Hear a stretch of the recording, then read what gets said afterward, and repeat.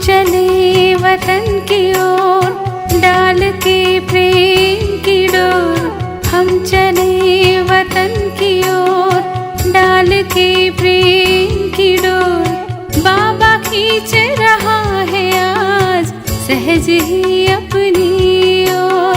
हम चले वतन की ओर।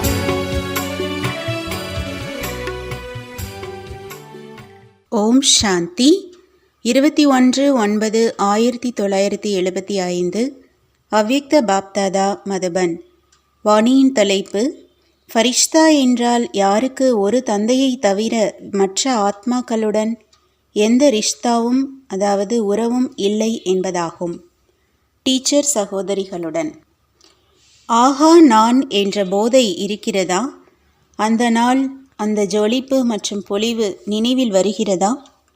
அந்த போதையின் நாள் ஆன்மீகமாக இருந்தது. அந்த போதையின் நாள் நினைவில் வந்தவுடனேயே போதை ஏறிவிடுகிறது. இவ்வளவு போதை, இவ்வளவு குஷி ஸ்தூல கால்களும் சென்று கொண்டிருக்கும் போதே நிகழ்ச்சிக்காக நடனமாடாமல் இயற்கையாகவே நடனமாடுகின்றன. மனமும் ஆடுகிறது மற்றும் உடலும் இயற்கையாகவே ஆடிக்கொண்டே இருக்கிறது. இந்த இயற்கையான நடனமோ நிரந்தரமாக இருக்க முடியும்.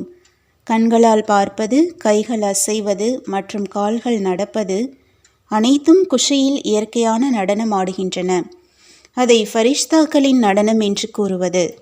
அந்த மாதிரி இயற்கையான நடனம் நடந்து கொண்டே இருக்கிறதா? ஃபரிஷ்தாக்களின் கால்கள் தரையில் படுவதில்லை என்று கூறுகிறார்கள்.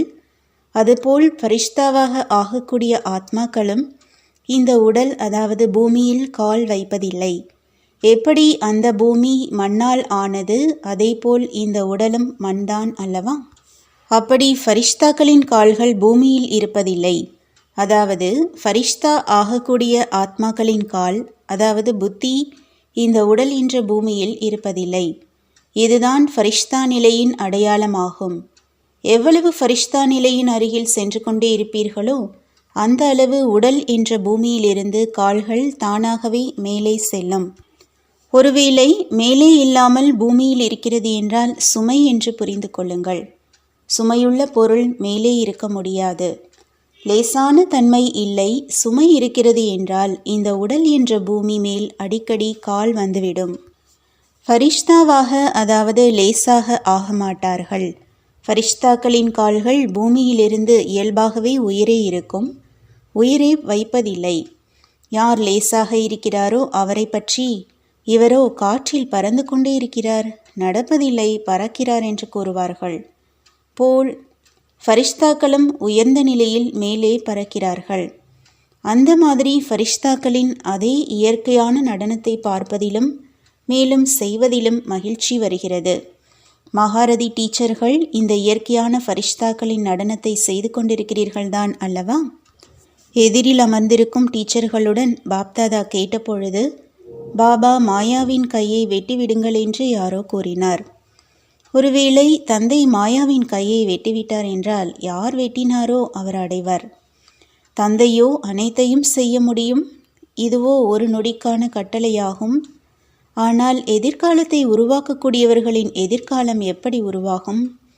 தந்தை அனைவருக்காகவும் செய்துவிடட்டுமா அல்லது உங்களுக்கு மட்டும் செய்ய வேண்டுமா? பின்போ இன்றைய உலகில் லஞ்சம் வாங்குபவர்கள் இருக்கிறார்கள். அதுபோல் இதுவும் அந்த பட்டியலில் வந்துவிடும். எனவே எப்படி நேபாளிலும் சின்ன குழந்தைகளின் கையில் கத்தியை கொடுக்கிறார்கள்? செய்வது அவர்கள்தான், ஆனால் கை குழந்தைகளுடையதை வைக்கிறார்கள். இந்த அளவு செய்ய முடியும், ஆனால் தைரியம் என்ற கையை நீங்கள் அவசியம் வைக்க வேண்டும். இந்த அளவு செய்ய வேண்டும் அல்லவா? முழு நாளில் எவ்வளவு நேரம் ஃபரிஷ்தா நிலையில் இருக்கிறோம் மற்றும் எவ்வளவு நேரம் ஃபரிஷ்தாக்களுக்கு பதிலாக மரண உலகத்தின் மனிதனாக இருக்கிறோம் என்ற இது டீச்சர்களின் தலைப்பு ஆகும். தெய்வீக பரிவாரத்தின் உறவுகளில் கூட ஃபரிஷ்தாக்கள் வருவதில்லை. அவர்களோ எப்பொழுதுமே விலகி இருக்கிறார்கள். அனைத்து உறவுகளும் யாருடன் இருக்கிறது? ஒருவேளை யாரையாவது தோழியாக ஆக்கினீர்கள் என்றால் தந்தையிடமிருந்து அந்த தோழியின் உறவு குறைந்துவிடும். எந்த ஒரு உறவும் சகோதரியின், சகோதரனின் அல்லது வேறு ஏதாவது ஒரு உறவை ஏற்படுத்தினீர்கள் என்றால் அந்த ஒருவருடன், அதாவது பாபாவுடன் அவசியம் அந்த உறவு லேசாகிவிடும். ஏனென்றால் பகிரப்படுகிறது அல்லவா? இதயம் துண்டு துண்டாக ஆகிவிட்டது என்றால் உடைந்த இதயமாகிவிட்டது. உடைந்த இதயத்தை தந்தையும் ஏற்றுக்கொள்வதில்லை. இதுவும் ஆழமான உறவுகளின் தத்துவமாகும். ஒருவரை தவிர வேறு யாருடனும் எந்த உறவும் இல்லை. தோழனின், தோழியின், சகோதரனின், சகோதரியின் எந்த உறவும் இல்லை. அப்படி இல்லை என்றால் அந்த உறவில் கூட ஆத்மாதான் நினைவு வரும். ஃபரிஷ்தா என்றால் யாருக்கு ஆத்மாக்களுடன் எந்த உறவும் இல்லையோ அவர்தான். அன்பை இணைத்து கொள்வது சுலபம், ஆனால் அதன்படி நடப்பது கடினமாகும். அப்படி நடப்பதில்தான் வரிசை எண் உருவாகிறது. இணைப்பதில் அப்படி ஆவதில்லை. அதன்படி நடப்பது சிலருக்கு தெரிகிறது, அனைவருக்கும் தெரிவதில்லை. அன்பை கடைபிடிப்பவர்களின் வரிசை மாறிக்கொண்டே இருக்கிறது. லட்சியம் ஒன்றாக இருக்கிறது, மேலும் லட்சணம் இன்னொன்றாக ஆகிவிடுகிறது. எனவே சிலர் அதன்படி நடக்கிறார்கள், சிலர் இணைக்க மட்டும் செய்கிறார்கள். பக்தர்களும் இணைக்கிறார்கள், ஆனால் அதன்படி நடக்க முடிவதில்லை. குழந்தைகள் அதன்படி நடக்கிறார்கள், ஆனால் அதிலேயும் வரிசை கிரமம் இருக்கிறது. கோடியில் சிலர் மற்றும் சிலரிலும் சிலர்தான் அப்படி நடக்க முடிகிறது.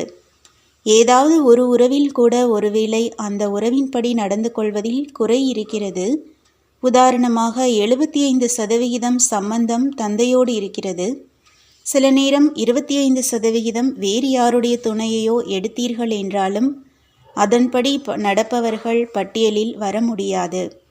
அதன்படி நடப்பது என்றால் நடப்பது. இதுவும் ஆழமான விளைவுகள் ஆகும்.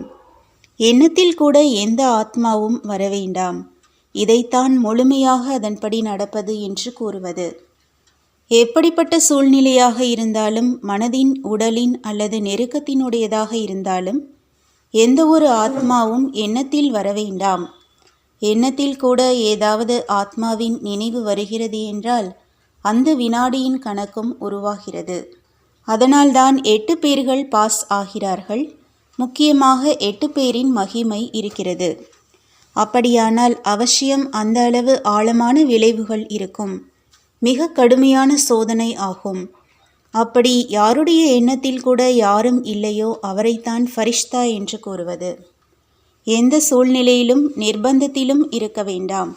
ஒரு வினாடிக்காக கூட எண்ணத்திலும் இருக்க வேண்டாம். நிர்பந்தமான சூழ்நிலையிலும் உறுதியாக இருந்தீர்கள் என்றால் ஃபரிஷ்தா என்று கூறலாம். உயர்ந்த லட்சியமாகும், ஆனால் இதில் எந்த ஒரு நஷ்டமும் இல்லை.